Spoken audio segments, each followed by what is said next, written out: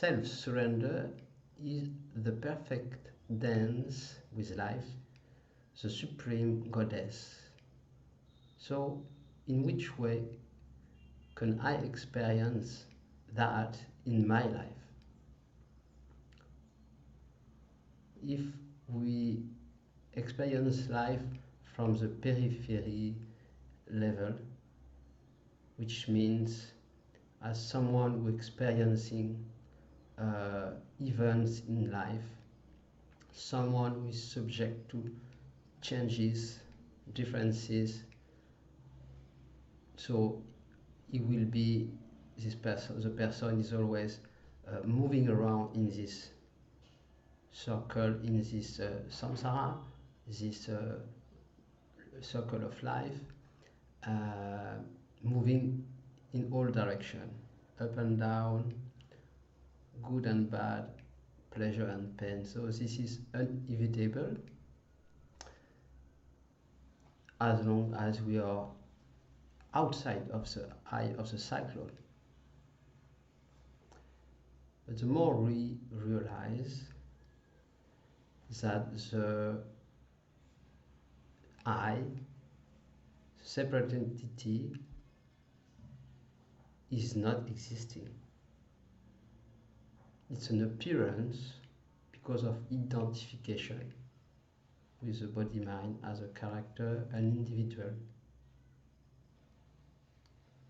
But by questioning ourselves, we can realize that it's not the case. There is just life living. Just life is happening. Events are coming, going. People, objects, situation, experiences, low, high, on any plane, they are just coming and going. Nothing can be stable on anything which has differences, even it is very high spiritual state or physical or any kind of very dark state also. All states are transitory, comes and go, are part of the experience of the great show. So we could call it also the cosmic dance, like we call it in India Nataraj, the cosmic dancer, Shiva and Shakti.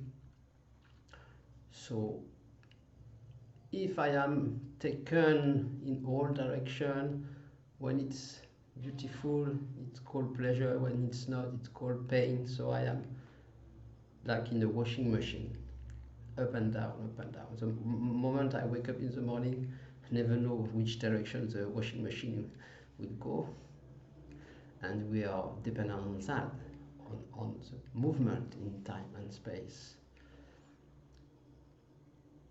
If we realize that what I am is what is holding the space, this absolute presence is holding the space for the energy play, for the Shakti, for the supreme goddess of life to express itself in the sky of consciousness.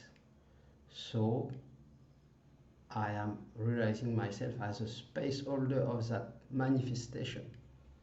Of course, when I say space holder, it's not a person, it's this absolute presence which cannot not be, which is always. It is even prior of the idea of nothing and something. So it is always permanent. And if I realize that, beyond the individuality, if this inner nod or simple yes, in which that recognizes itself, is shining, if we can say like that. So it's not something the mind can grasp, but it's a self-recognition. So this does not need to be a saint for that, does not need that all your vasanas, mental tendencies, or personal stuff uh, are dissolved. This self-surrender is independent from self-realization, I would say, because it is always now. So otherwise, if we place ourselves in the time, then we stay in that realm of time. If we can hear this note, this absolute note of your that, now, this absolute presence in which all is happening, then this simple recognition is enough. And it is so simple that it's even difficult for people who are very spiritually advanced sometimes to hear that, because it is so simple. The most simple, the most subtle win over the most complex, the most difficult, the most any kind of experiences, high or low. Simplicity is the queen of everything and nothing. So that's why if we come back to this very simple beingness of our true self, which is most showing up in little child or in some other expression of life, when this simplicity can be perceived. Why a mother, for example, or family is so attracted to a baby? Because of this simplicity being mirrored back to the adult who has grown up with a mind around them, and we somehow lost this simplicity, and the little child is just bringing this joy of simplicity, of freshness, and this is still a reflection on the sky of consciousness, of course, this appearance, but it's reflecting nicely our true nature, this simplicity and freshness and joy, simple joy. So I like to bring this back to this simplicity. So many books on spirituality with all the paths and different planes that you have to cross, and so heavy stuff. Yes, and again trapped as ever, like with religions who promise us heaven or hell if we don't behave well. Now all the spiritual path promise also liberation. It will come. Yes, it will come. Yes. So, but when we have been searching enough, we are tired enough of all this craziness, this search, which in truth is illusory, because we're always there, we're always here in this absolute presence of consciousness. We cannot go out of it. There is no possibility to escape, because there is nobody else, there is no two, there is only that.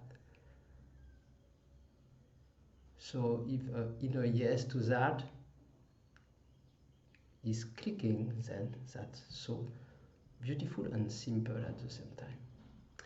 So yes, and yes, I was saying at the beginning, the dance with life, self-surrender as a dance with life, the supreme goddess. So some people use this word of supreme goddess like in Shivaism, Kashmir Shivaism, or some others. Some call it the Sadguru, or the Logos. It's just a different name for the same primal power who came out from the Absolute.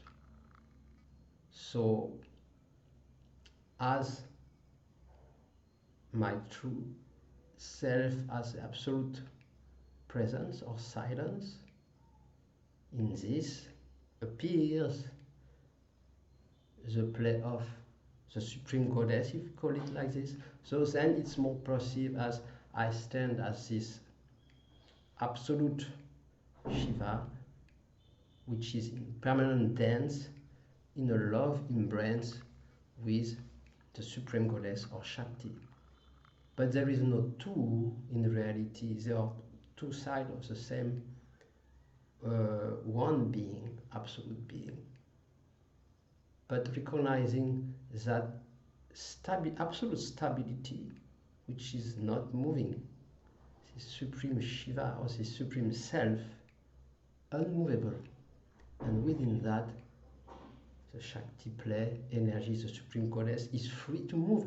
I have nothing to do because I do not exist, only at that absolute presence. So the dance is free. And there is no fight. And that's why this self-surrender is supreme, because there is no conflict between the two aspects of the unmanifest and manifest. So this, the more we experience that, the lighter and the most magic of life will shine, and things will happen in an amazing way.